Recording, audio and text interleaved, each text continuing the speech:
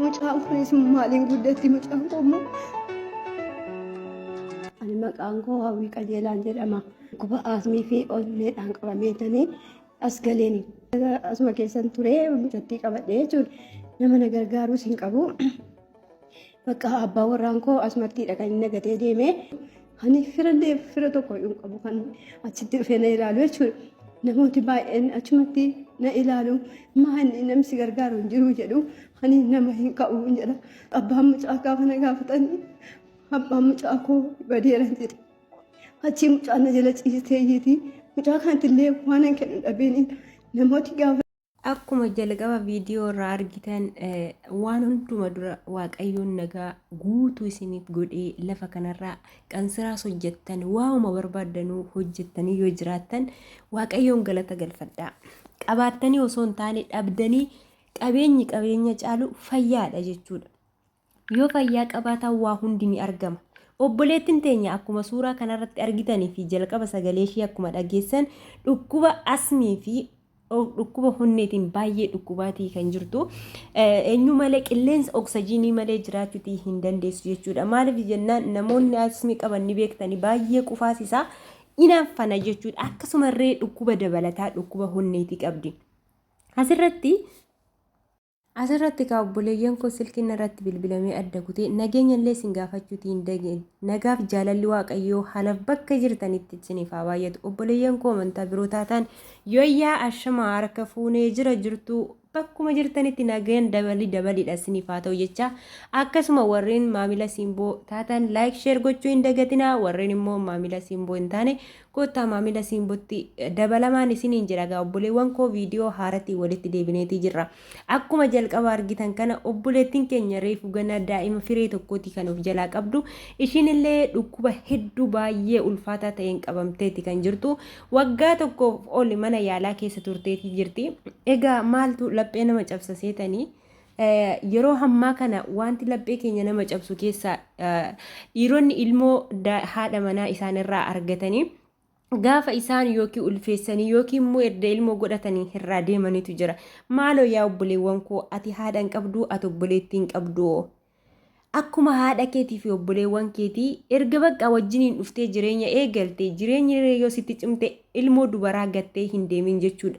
Namni gaafa ati fayyaa qabdu si jaallatee gaafa ati dhukkubsatte maaf sirraa fiiga kun ta'uutii hin qabu. Dhibee kana ofitti fidde otoo hin taane egaa waaqayyoon kana baadhu jedheeniiti dhibee kanaan ishii godheef immoo waaqayyo galata galfachaa yeroo quuftan qofa osoo hin taane yeroo rakkattan yeroo quuftan yeroo hundumaa waaqayyo keessan yoo waammattan baay'ee isin gargaara jechuudha. Obboleettiin kun egaa dhibee kana naqabas jettee miti. Waaqayyoon immoo dhibee kana asmii fi onneedha waan ishii dhukkubsataa turteef achirraan ishiin irreen mana yaalatii galteetii jirti kinoo. Kanaaf mucaa daa'ima xiqqoo kana qabattee ofii ishiitiif akkam ta'a? Haadholiin mee wanti garaa nama nyaatan keessaayi? Ani nan du'an jedhan ilmoo koo jedhu yeroo baay'ee anis immoo gaafa haadha heerumee daa'ima godhadhee ilmoon hangam akka nama marartu edaa hangana nama mararti lubbuu ofishiitiif boo'uu dhiistee mucaa ishiitiif kanaaf bochiyaa obboleettiin keenya kun jechuudha.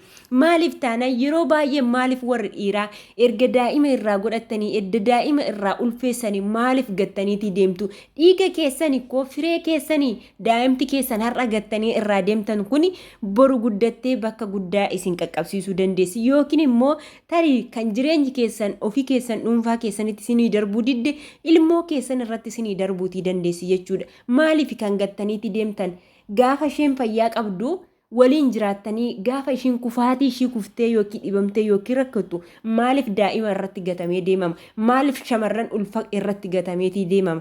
Dhiiga keeti mee kun firii dadhabbii firii keeti kun waan nateef akkuma taatu taatee laal kadhatturree qansiraa baattullee dhagaa baattullee ilmoo kana wajjiniin guddifattee hanga haati manaa kee aarsaa ishiin sii kaffalte sana atillee itti deebisuutii qabda jechuudha. Maaliif taanaan erga si jaallatte erga wal fuudhanii namni kamiyyuu haadha manaaf abbaa manaa edda ta'e dirqama daa'ima godhachuun dirqama jechuudha. Maaliif taananuu jireenya mana tokko keessa jiraattee daa'iman godhadhu jechuun kun waa biraati jechuudha. Kanaaf immoo obboleettiin kun dhukkuba asmii fi onneedhaan gaafa qabattee hospitaala keessa waggaa tokko tajaajilamtee namoonni hospitaala keessaallee garaa namatti hin jabaatan jechuudha. Namuma yookiin fira hin qabu jette dhugaa. fira hin qabu jette silaa rakkataan maal fira qaba jettaniiti otoo har'a ishiin haadha qabeenyaa taate osoo waa harkaa qabaatte namni karaa si karanaan barrishaan koo akka jechuudha garuu gaafa isin dhukkube anguma barbaaddan namaa ta'a anguma barbaaddan qabeenya qabaadhaa gaafa sin harkaa dhumu hin beektan jechuudha. Qabeenya qabaatte taanaan ani qabeenyan qaba jettee rakkataa hin jibbin maaliif taanaan dhalli namaa kan rakkatu sammuu osoo hin taane rakkoo yerootiif malee sammuun isaa waa takka fayyaa qabaate taanaan guyyaa tokko innillee akkuma nama kamii hojjetee dadhabee sooromuu danda'a inni sooressa jettee miilarra of ijjattee isa rakkataa sana hin gargaarre yookiin dhibamaa hin yaalchisne borullee atirree rakkachuutii dandeessa.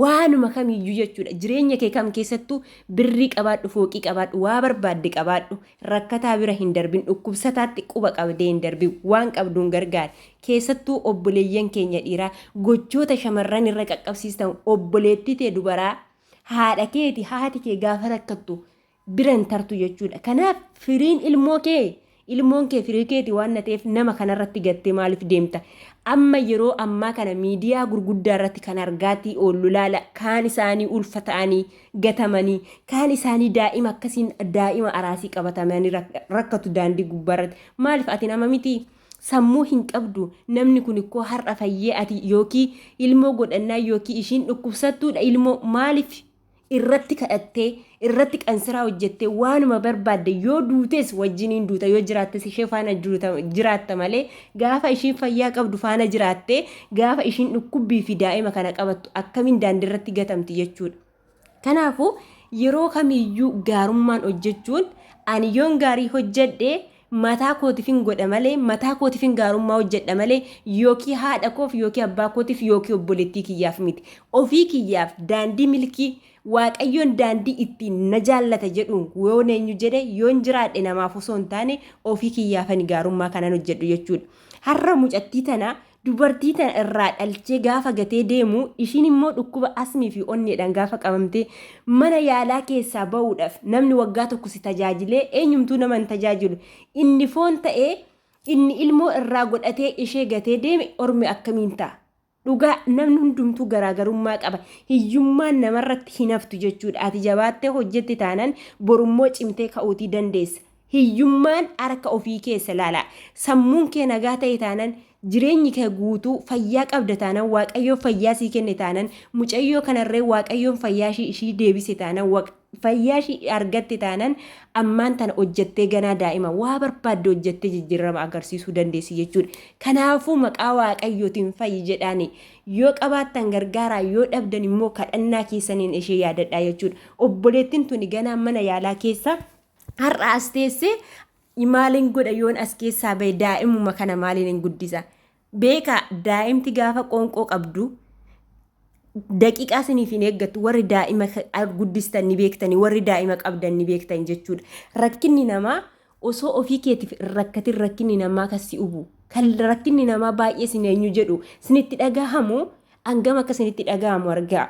Obboleettiin kun waggaa tokko guutuu oksijiinii malee jiraachuu hin dandeessu dhibee lama kan ishiin dhibamaatii jirtu jechuudha. Hafuura baafachuutii hin dandeessu warreen asmii qaban ni beektan yeroo baay'ee inaffana.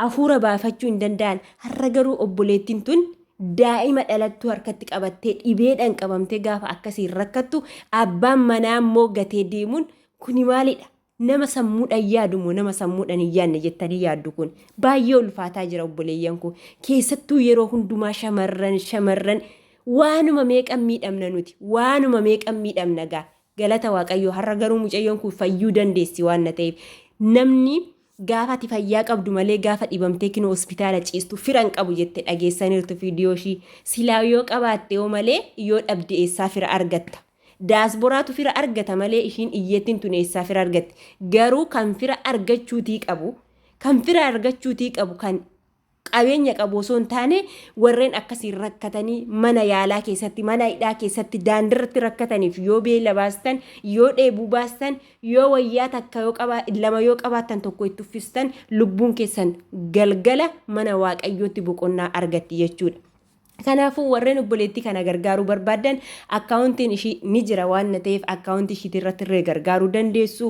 Kanaaf immoo obboleewwan koo waaqayyoon fayyaa guutuu isin hin dhoowwatin. Yoo fayyaa qabaattan namni gaafa fayyaa qabu calliseetuma waaqa kana ammaarrara jechuudha. Waaquma kana gaddisiisa. Waaqayyo faana lola deema jechuudha. Otoo na jaallattee maaliif akkana na goota? Otoo na jaallattee maaliif halka qalleessa na uumta jedhe. Namni kan kara lafa kanaa dhufe qullaasaati kan dhufe jechuudha. Qullaasaati dhufeeti wayyaa kan uffate. Kanaafuu nutillee ilmi namaa har'uma ka'eetti qabeenya godhata osoo hin taane adeemsa keessa yoo fayyaa qabaatte yoo hojjette qabeenya sana argachuuti dandeessa jechuudha. Kanaaf mucayyoon tuni hedduu nama mararti. Kanaaf gargaara laala gaafa gargaaraa jedhamu nama gargaaruun waa takka waa guddaa qaba jechuudha. Ijoolleen baay'een gaafa nama gargaaraa jedhan dhimma isheeti jedhu kun garuu gaarummaa miti. Gaarii yoo ofii keetiif har'a dalagde borummoo siif ta'a dhalaa fi dhalaa keetti darba waan na ta'eef. Kanaaf obboleettii kana gargaara. Maaliif taanaan boru ishiin irree fayyitee uummanni kun akkasiin na gargaare jettee gargaaramuu dandeessi. Ishiin illee dhalattuu Wallaggaati natti fakkaatte. Kanaaf ishiin illee har'a daa'imti ishee amma odaa kana geessi daa'ima dhalattuu kana waan isheen bareeddu argitanii. Kanaaf yoo gargaaramte guddaasaa baay'ee gareedha. Maaliif taanaan nama rakkate bira hin darbina. Yoo dandeessan qarshii qofaan miti namni kan nama gargaaru kadhannaa isaatiin irree yoo nama yaadate wanta guddaadha jechuudha. Kadhannaa irree yoo namaa goote namni kamuyyuu amantaa qabu yoo namaa kadhate nama 100 keessaa yookiin kan nama tokko namaaf dhagahamuu danda'a. Har'a aalgaa irratti kan hafte kuni Matsaaguu waggaatti 38 kan aalgaa irratti hafe inniyyuu ni ka'e waan na ta'eef abdii hin kutatina abdiin keessan Waaqayyo haa ta'u. Kanaafuu immoo akkuma obsa nama barbaachisa jechuudha. Iyyoob obsa guddaa qaba nutilleen akka isaa ta'uutii qabna jechuudha. Obsa guddaa qabaannee kufaatii kam jalaa ka'uu ni dandeenya, dhibee kamirraayyuu fayyuu ni dandeenya jechuudha. Laphee qulqulluudhaan waaqa kamitti itti amanti jechuudha. Amantaa kam keessaa jiraadhu isa nafiyyisa jettee itti amanteetti yoo kadhatte laphee qulqulluudhaan har'a osoo hin taane adeemsa keessa si fayyisuu danda'a waan na ta'eef. Kanaafuu gaarummaa hojjedhu gaarummaa dalagi yoom akka dachee kanarraa deemte hin beektu waan na ta'eefu obboleettii tana gargaaraan isiniin jedha. Viidiyoon har'a qabadheetii dhufe kana fakkaata sagaleen kiyyarree qufaan na qabeetii jira waan na ta'eefu kadhannaa keessaniin illee yaadadhaa waan qabdaniin bira dhaabbadhaa. Yoommoo sinitti tole laayik sheerii godhaati uummata biraan gahaa nama 100 keessaa yookiin namni 1-2 ishii gargaaruu waanta danda'uuf egaa obboleewwan koo aasaa koo keessatti immoo yoon dogoggora qabaadhe na of kalchaan isiniin jedhaa. Akkasuma warreen maamila siimboo hin taane kottaa maamila shii ta'aa fi warri immoo maamila taatan guddaasaa galatoomaa ulfaadhaan isiniin jedhaa. Hanga viidiyoo biraatti walitti deebinutti turtii gaarii.